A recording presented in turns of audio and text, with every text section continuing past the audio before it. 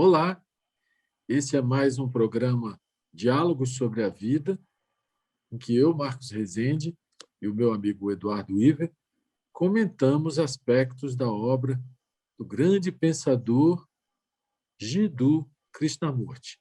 E o programa agora na versão online, uma vez que, diante da pandemia, nos obrigou a reformatar essa nossa programação, mas que continua ainda bastante rica e bastante questionadora, vamos dizer assim.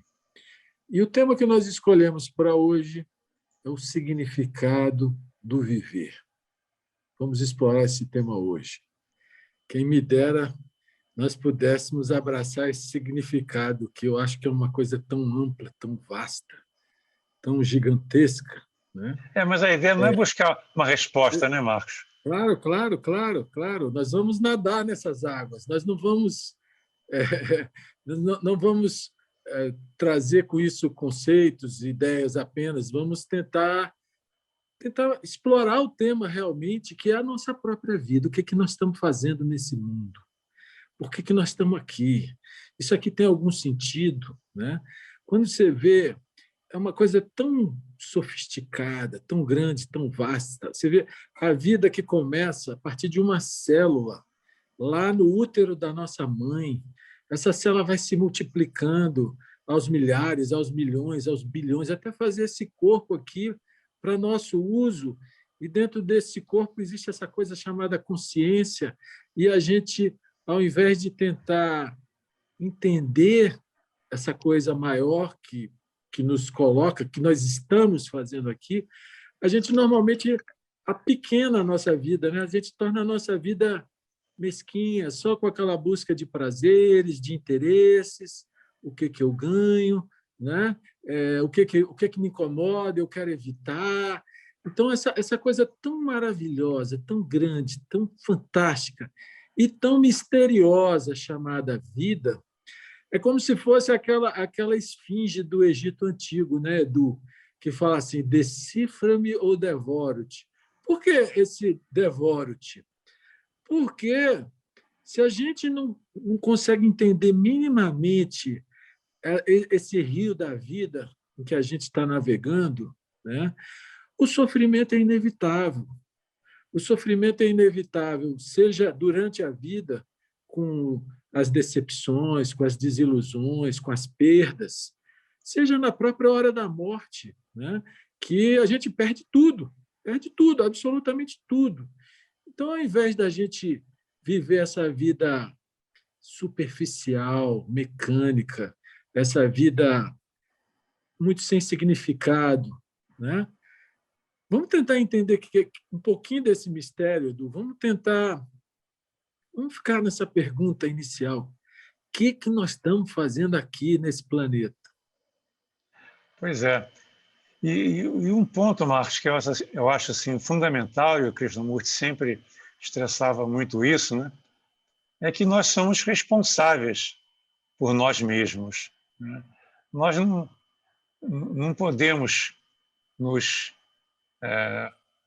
achar que os problemas do mundo não são nossos, que essa crise que está aí dos outros e que tem que ser resolvida pelos políticos, pelos economistas, pelos gurus, pelos religiosos, na verdade, a crise está dentro de nós, está fora de nós, e nós fazemos parte dessa crise, dessa fragmentação também que existe na sociedade. E um ponto que é muito importante é perceber que nós somos responsáveis também por tudo isso que está aí, porque, na verdade, nós somos o mundo. Essa é uma das afirmações mais importantes, uma das sacadas assim, que estão na base dos ensinamentos de Krishnamurti, que nós não somos separados, nós fazemos parte dessa realidade que está aí, que nem sempre é bela, né? Muitas vezes é sombria, mas a nossa consciência não é separada da consciência da humanidade. E o nosso pensamento não é separado do pensamento da humanidade. Aliás, o Krishnamurti fala que não existe o meu pensamento e o seu pensamento. Existe pensamento, que é o pensamento que é compartilhado, vamos dizer assim, por todos nós. E se nós queremos resolver essas questões tão fundamentais da nossa vida e da vida dos seres humanos como um todo, né?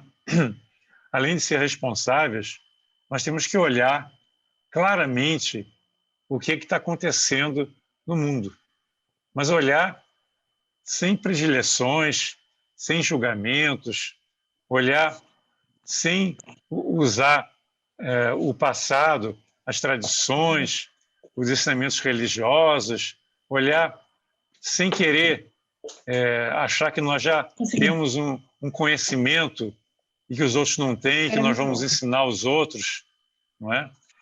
Então, isso exige uma certa humildade da nossa parte e, ao mesmo tempo, muita energia para que nós possamos nos debruçar sobre a vida e olhar para a realidade como ela se apresenta para nós e ver como é que nós estamos posicionados diante de tudo que acontece na vida à nossa volta. A gente não tem como dissociar a vida de consciência, né? Se a gente olhar nos vegetais, nas plantas, existe prova de que há consciência, né? Nos animais também não há dúvida de que há consciência. Em nós, seres humanos, também. E, provavelmente existem muitos outros níveis de consciência que a gente não tem a menor ideia de que eles existem, né? Que o universo todo é consciente, desde o átomo até do microcosmo ao macrocosmos, né? Agora, a questão é que o universo ele segue certas leis, ele vai numa certa ordem em todos os reinos, menos no reino humano. No reino humano é que vira bagunça, né? Você vai ver, mesmo no reino animal, os animais selvagens, um devora o outro para comer e tal, mas ali mesmo o equilíbrio fica ali mesmo, quer dizer, não existe uma coisa como bomba atômica, guerra como é que fala, essas guerras de veneno, né? de essas coisas, agentes químicos, né? Pois é. Então a gente vai ver que a vida humana é a única vida desarmônica na natureza e no universo. Quanto o universo todo é a ordem, conforme a gente já teve um programa que a gente falou sobre a ordem, né? O universo todo está em ordem. O ser humano, que ele tem esse diferencial do chamado livre-arbítrio ou da autoconsciência, tal, e que se acha o suprassumo da consciência, né? Ele acaba sendo ignorante das coisas básicas.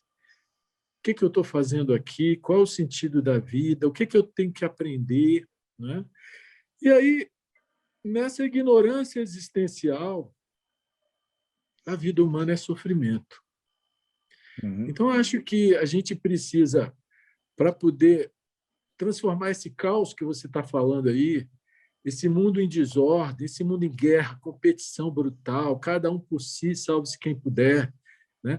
Para que isso possa ser transformado, como você falou, se nós somos o mundo é a expressão de nós. O mundo nós somos tão competidores, tão ávidos, tão egocêntricos quanto os outros, e por isso nós fazemos um mundo competidor, ávido e egocêntrico, né? Então, talvez o sentido da vida, ou o sentido do viver, que é a coisa mais sagrada que existe, né, tem a ver com esse movimento de despertar da consciência. E aí talvez fosse o caso da gente investigar onde estão os limites da nossa consciência.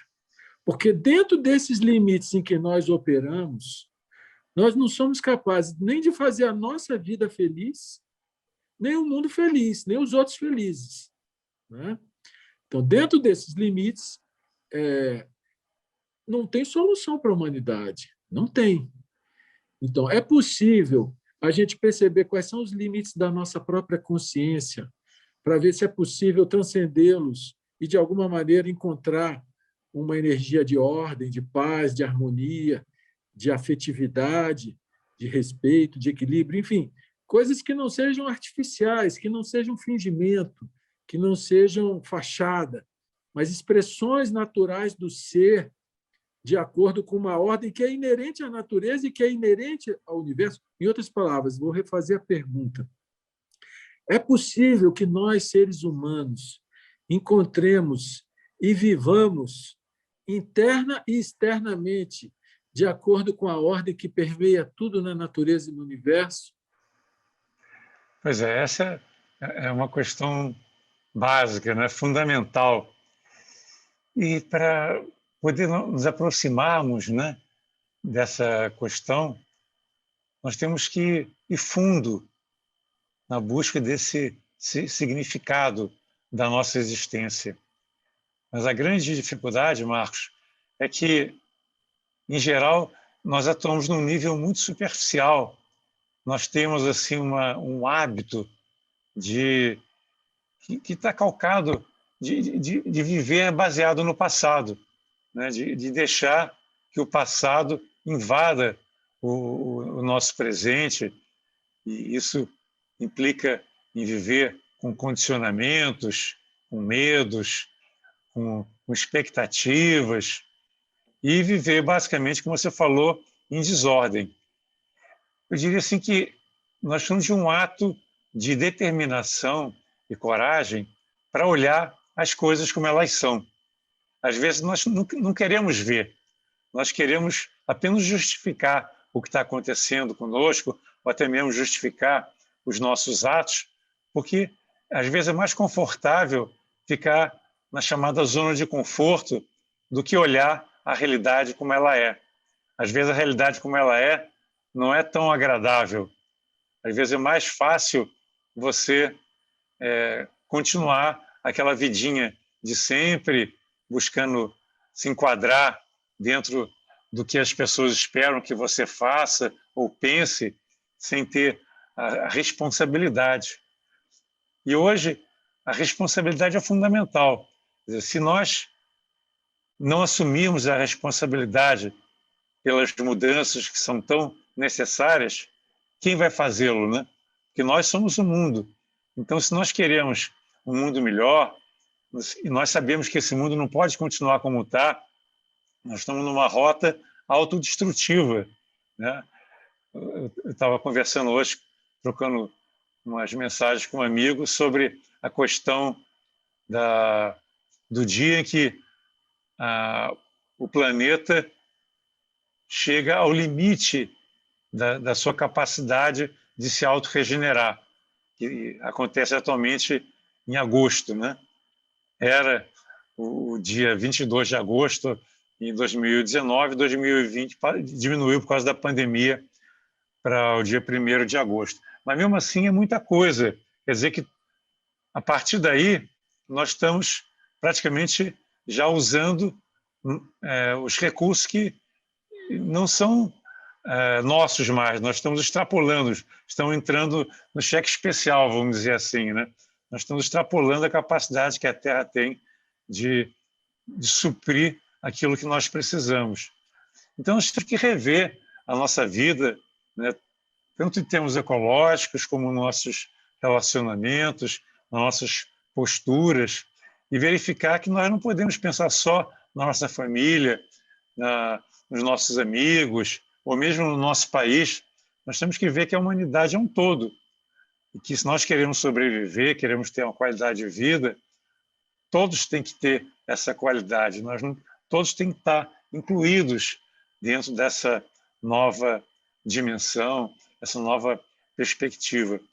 Então, eu acho que é fundamental que essa investigação seja realmente aberta, que a gente olhe realmente o que está acontecendo, nem vendo o lado ruim, nem vendo o lado bom, vendo factualmente a realidade, sem fugir dela, mas olhando, reconhecendo e buscando agir de acordo com aquilo que nós percebemos e entendemos como sendo o necessário, o correto, né? Aquilo que é a nossa contribuição nesse mundo.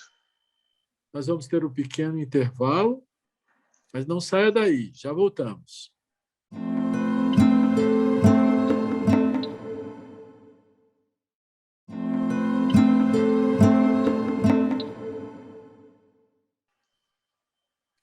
Estamos de volta com o nosso programa Diálogos sobre a Vida, em que eu e Marcos Rezende conversamos sobre os ensinamentos de Jiddu Krishnamurti. E hoje nós estamos conversando sobre um tema fascinante, que é o significado do viver. Então, Marcos, dê sequência aos questionamentos que nós vínhamos fazendo. Pois é, Edu, eu concordo com você que a questão ecológica é uma questão urgente, né? Urgentíssima, como você colocou. Mas o grande problema é que as pessoas abordam a questão ecológica sob uma ótica ideológica. E, com isso, elas tentam resolver o problema periférico sem resolver o problema central, né? Porque o problema central ele está na consciência humana, na nossa consciência, né? Na verdade, à medida que o ser humano percebe a si mesmo, percebe a sua própria desarmonia, e ele consegue, de alguma maneira, sair do jogo de interesses que o pensamento cria, aquele jogo de ganha e perde, aquele jogo de onde que leva vantagem, o que me incomoda eu evito, o que me dá prazer eu busco, né? Essa é a tendência natural da mente humana, né? Então, isso gera desarmonia, isso gera conflito, isso gera egoísmo, e a pessoa que vive assim, naturalmente, ela vai gerar ambientes onde não haverá respeito à natureza, né? Quando a pessoa descobre essa harmonia dentro de si mesmo, ela vai agir em relação à natureza harmoniosamente, ou seja, ela não vai agredir a natureza, né? Então, eu vejo que é fundamental que a gente combata a causa e não apenas o efeito, né? Eu vejo nessa questão ecológica muita gente fazendo disso bandeira sem perceber a violência dentro de si mesmo, sem perceber a agressividade dentro de si mesmo, sem perceber, enfim, os conflitos. Você acaba entrando no mundo para gerar mais conflito, ao invés de resolver o problema, né? Então, eu vejo que talvez se a gente possa ousar dizer aqui, dizer que o significado do viver seja descobrir a lição da harmonia. Mas essa harmonia ela não é passividade, ela não aceita tudo, mas ela também não é conflito, ela simplesmente age, né? Ela não tem lados, porque quando a gente entra na dualidade, eu sou contra, eu sou a favor, a gente já está gerando conflito no mundo, né? Então, até para a questão ecológica, né, eu conheço pessoas que são chamadas de ecochatos, não sei se você já ouviu falar, né? Que são pessoas assim que, gente, qualquer coisa que você queira resolver, às vezes, estou falando isso porque eu tenho experiência na área rural, né? Qualquer coisa que você quer resolver ligado ao pessoal do meio ambiente é uma burocracia, uma confusão só para barrar tudo, quando, às vezes, numa postura mais aberta, você vai encontrar soluções mais criativas, mais inteligentes e mais harmônicas com a natureza. Então, eu vejo fundamental a gente, primeiro, ver se realmente é isso. Se o grande desafio da vida é descobrir a lição da harmonia em todas as nossas relações, em todo o nosso viver, né? Seja pessoal, familiar, profissional, comercial, né? É possível viver sem conflitos? É possível viver em harmonia, Edu? O que você me fala? É um desafio e tanto, né?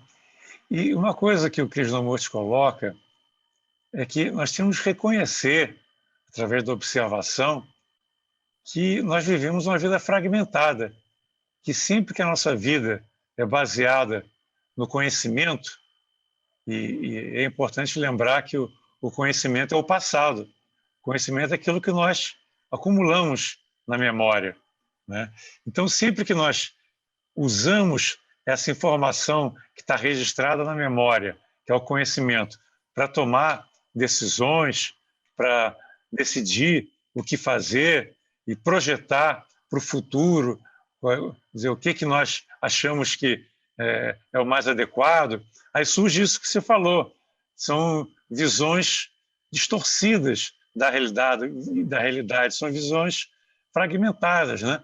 Então, muitos ecologistas veem a ecologia como a única coisa que é importante e baseado numa visão distorcida também da unidade da vida, né? Buscando apenas resolver a partir de uma ótica particular. E não existe nenhuma ótica que seja totalmente abrangente, porque cada vez que você utiliza uma ótica, uma visão, está se baseando na sua experiência, nos ensinamentos religiosos que você herdou da sua família ou do seu grupo, você está baseando naquilo que você estudou nos livros, enfim, sempre é uma informação limitada, né? E às vezes nós pensamos que nós já temos a informação suficiente para definir como é que nós devemos conduzir a nossa vida. Isso é um grande engano, porque sempre que nós estamos baseados no conhecimento, nós estamos limitados e estamos agindo de forma fragmentada. Então, é muito importante nós agirmos não como biólogos, ou ecologistas, ou matemáticos, ou hindus, ou católicos, ou muçulmanos, mas sim como seres humanos, né? Essa questão da especialização das ideologias é que estão trazendo muitos problemas para a humanidade, porque cada um vê apenas um lado da questão, uma projeção da realidade, e não a realidade como um todo. Então, isso cria divisão entre os seres humanos. Cada um acha que tem a verdade e os outros não. Então, assim, para que haja uma mudança nesse padrão, nós temos que começar a olhar profundamente a maneira como nós nos relacionamos também, a maneira como nós observamos a realidade, e não basear a nossa vida nos conceitos, nas ideias, nas opiniões e no passado, de uma forma mais ampla. Você se libertar do passado é das coisas mais difíceis, mas essa é a condição se nós queremos realmente viver numa nova dimensão, né, Marcos? Você falou aí no conhecimento, né? É lógico que o conhecimento tem o seu lugar nas coisas práticas. Se você é um profissional, se você não tiver o conhecimento daquela profissão, como é que você vai exercê-la, né? Agora, você é um profissional, como você falou, você é um ser humano, né? E a gente, às vezes, perde essa perspectiva e vê a vida numa ótica extremamente limitada, né? Então, assim, como você bem colocou, para que a vida seja uma coisa criativa, criadora, bela, cheia de energia, cheia de graça, cheia de vigor, né? Cheia de prazer no sentido amplo, não o prazer exclusivista, né? Porque o prazer ele é uma coisa que vem a você, né? Quando você abre a janela e vem aquela brisa fresca, nós criamos um prazer tremendo, né? O problema é que as pessoas vivem em busca do prazer e com isso essa busca ela torna a pessoa egocêntrica, né? Então assim, para a vida ter graça, para a vida ter beleza, para a vida ter harmonia, se a gente só vive a partir do conhecido, o que há de novo? Onde é que está Pois o é, novo? Né? é verdade. Então, a vida está sempre te trazendo experiências, situações, desafios, para você estar crescendo com eles, para a consciência estar se expandindo não no sentido territorial de ambição e tal, não. Se expandindo no sentido de se abrindo, né? De se soltando, de sendo permeável a uma sabedoria que não é nossa, uma sabedoria que ela vem de uma subjetividade muito profunda, vamos dizer assim, né? De um silêncio criador. Isso não é privilégio de ninguém. É uma coisa que existe no fundo da consciência humana e que a gente não explora, que a gente não tenta compreender. A gente acha que o pensamento é tudo, vive a vida do pensamento, vive a vida dos interesses do pensamento, e com isso a gente apequena, a gente amesquinha o viver. É possível, Edu, libertar a consciência para que exista na vida plenitude, graça, beleza, amor, energia, paz? Você tocou num ponto importante, né?